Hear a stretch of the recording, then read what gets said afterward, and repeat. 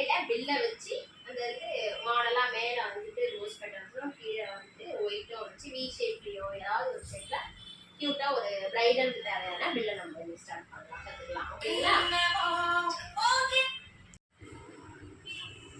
இந்த மாதிரியே வச்சுக்கலாம். நம்ம விருப்பம் தான். நம்ம இப்போ வந்து இதுவே வந்து ரோஸ் பெட்டல்ஸ் வந்து சுற்றி வச்சு எப்படி போடுறதுன்னு பார்க்கலாம். நாங்கள் கட் பண்ணிக்கோ வச்சு ஆக்சுவலாக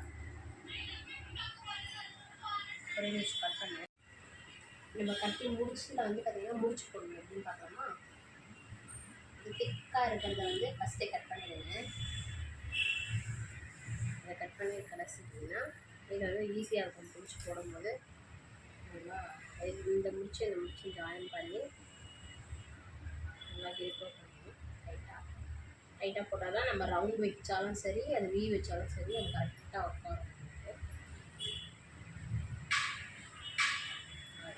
ஃபினிஷிங் எப்படி ஆட்டினாலும் அவங்களுக்கு உதிரக்கூடாது. அப்போ தான் நீங்கள் வந்து நல்லா கரெக்டாக பண்ணியிருக்கீங்கன்றது அர்த்தம்.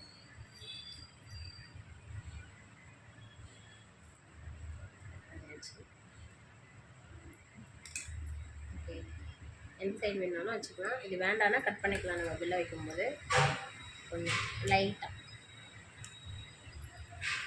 பண்ணிவிட்டு இந்த மாதிரியே வைக்கலாம். பில்லை ஈவனாக வரும். நீங்கள் எல்லாருமே காமிங்க, அப்படியே எப்படி வச்சுருக்கீங்க காமிங்க பார்க்கலாம். வைங்க, வச்சு காமிங்க, எடுத்துகிட்டு வச்சு காமிங்க. நீங்கள் போட்டதை முடிச்சு போட்டிருக்கீங்களா? வி ஷேப்பு, இது ரவுண்ட் ஷேப்பு, இது வி ஷேப்.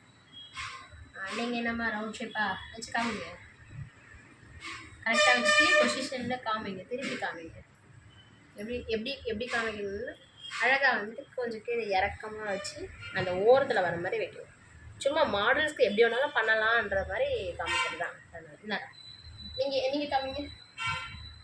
கரெக்டாக கீழே டவுன் பண்ணி கரெக்டாக அந்த வி ஷேப்பில் வச்சு காமிங்க.